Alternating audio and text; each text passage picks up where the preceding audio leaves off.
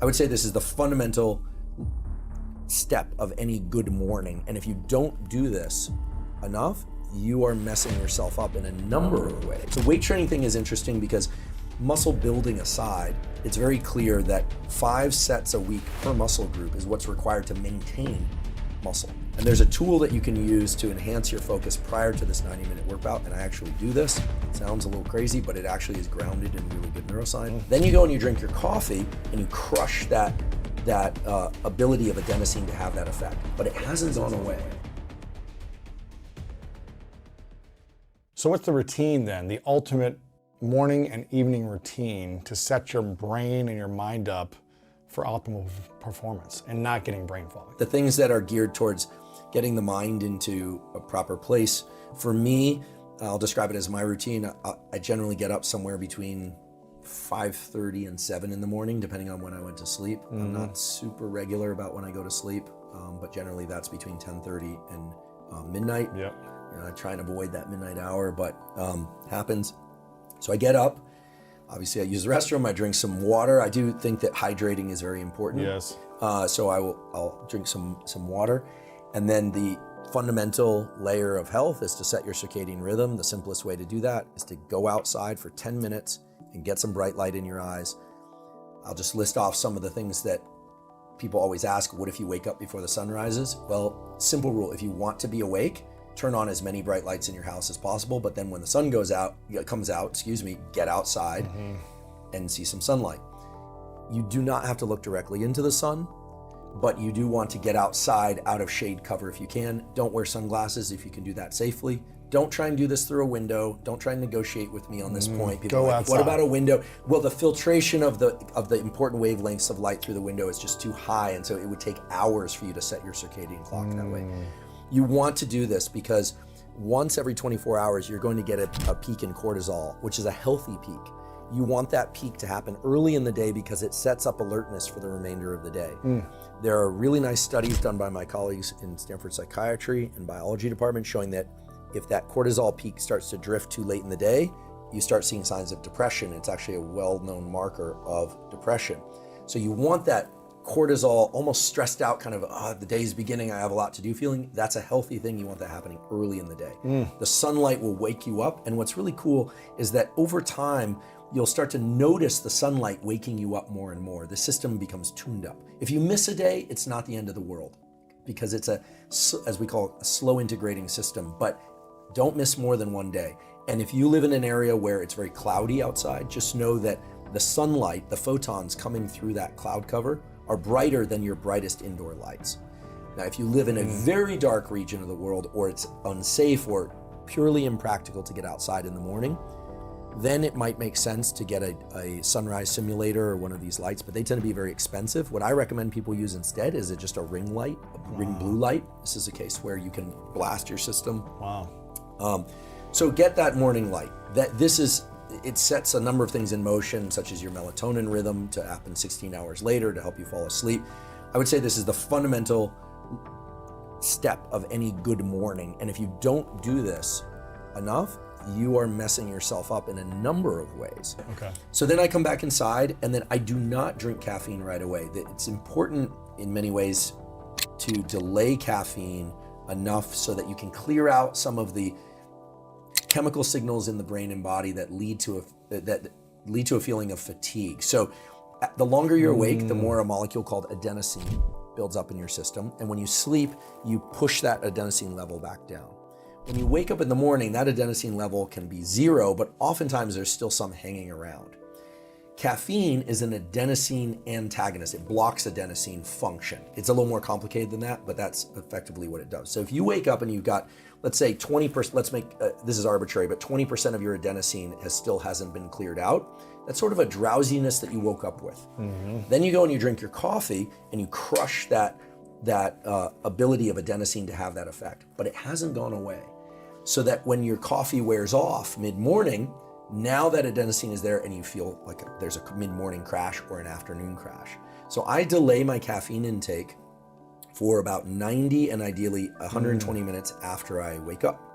Because in that way you bring your adenosine level down very, very low to 0, and then you don't get this rebound crash in the afternoon. For years, I would get this post-lunch crash, and I thought maybe I'm eating too much for lunch, which I probably was, or maybe I'm eating the wrong foods. Turned out it was all related to my timing of caffeine. Gosh. So, and your system learns how to wake up naturally. Right. You get the natural cortisol and adrenaline. Give it the time. Yeah. Give it the time. And people hate this one because it's a little painful for the caffeine addicts, but I'm a pretty serious caffeine addict, and I embrace that. And I'll tell you, it also makes the joy of the coffee so much greater. Right. So caffeine in the form of coffee is great, but you should probably drink 2 volumes of water for every 1 volume of coffee you drink in order to hydrate. I would say for anyone that's thinking about their morning routine and brain fog, there's no reason why in your morning water you might just put a little tiny pinch of salt. And if you're drinking a lot of coffee in any form, or caffeine in any form, I should say, then you want to be sure you're getting enough sodium. Mm-hmm. And you'll notice that if you drink a lot of caffeine, that you'll crave sodium. And Water, then salt. It's a question of whether or not I'm training that day or not. So I do believe getting exercise is important. If you look across the massive studies on exercise and heart health, there are a couple of things that become clear. One is that everybody should be getting 120 to 150, and maybe even 150 to 180 minutes of so-called zone 2 cardio a week. This is the kind of cardiovascular exercise where you're doing work, you could have a conversation, but you're kind of at the threshold where it's not super easy to have a conversation. Mm-hmm. We're not talking sprints. There's just a myriad of effects on heart health, vascular health all over the body, gut microbiome, musculoskeletal stability, mental health, all these kinds of things. So I have a routine where I either weight train for an hour in the morning, or I do a portion of that weekly cardio. Mm-hmm. And I just alternate, weight train one day, cardio the next, weight train, and then one day a week I don't do anything. I don't do any exercise. 6 days a week you exercise. Yeah, and I miss days. Occasionally because of travel or other schedules or appointments, I might take 2 days off. Yes. I never go 7 days. I personally do well having a complete day off each week. But the hour of exercise generally is 5-10 minutes of warm up, and it's hard work. Yeah. And this is a new thing that we can get into when I talk about dopamine, but I do not allow myself to check social media, text message, phone calls, and lately not even music when I train, for reasons that we can get into later. I'm really trying to get focused on what I'm doing, and I'm trying to extract the greatest amount of joy from the process in its purest form. And if I exercise, we could talk about that, then I would shower and do my 90-minute work bout, but sometimes I do the 90-minute work bout first. And that's generally when I'm starting to drink the caffeine. And the 90-minute work bout is a serious, non-negotiable time in which I don't allow myself to be on the internet. I'm not checking email. I'm not texting. My phone is off, and not on airplane mode. And it's a process of learning to focus and learning to do what we call no-go functions in the brain. So we have an area of the brain called the basal ganglia that control go functions like reaching out for a pen, and no-go, which is resisting the urge to do something. And these are circuits that are very important for learning how to control attention and for controlling behavior. Young animals, puppies, humans don't do no-go very well. And there are a number of things that mimic this. Another no-go type behavior would be meditation, for instance, where you sit down, it's kind of painful to sit cross-legged, your thoughts are drawing you off, you remember something you need to do, and you're resisting the temptation to get up and do something else. And so this 90-minute work bout is a kind of combined meditation, but also functional work for me. So for me, that could be writing, it could be planning a podcast, it could be reading. It's something that's kind of hard. And the thing to understand about this 90-minute work bout is that you should expect some friction early on. It's not like you just flip a switch and you're in. That it takes some time to get into this focus mode, and throughout that time, your brain will flicker in and out. And there's a tool that you can use to enhance your focus prior to this 90-minute work bout, and I actually do this. It sounds a little crazy, but it actually is grounded in really good neuroscience, which is that you place a crosshatch, just a target, at some distance on a piece of paper, and you force yourself to stare at it and not blink for about 30 to 60 seconds. And what you're doing is you're ramping up the neural circuits in the brain that drive go, no-go, and harnessing your visual attention.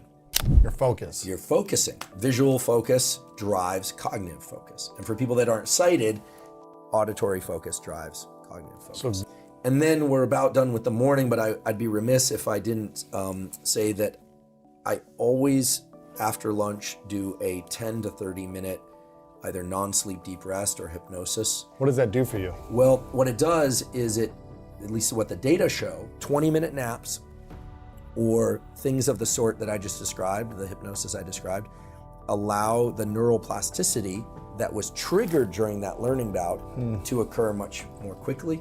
And so people learn faster. Interesting. Yeah. And naps that are shorter than 90 minutes, so anywhere from 10, 20, 30, 45, but certainly not longer than 90 minutes, are going to be better than naps that are longer than 90 minutes for reasons related to sleep. So that kind of ends the morning. And then the rest of the day just depends on what's happening. Sure. And I think it's too varied Yeah. to describe, but I do suggest that people try and get a little bit of sunlight as the sun is setting in the evening or late afternoon, depending on time of year and where you live.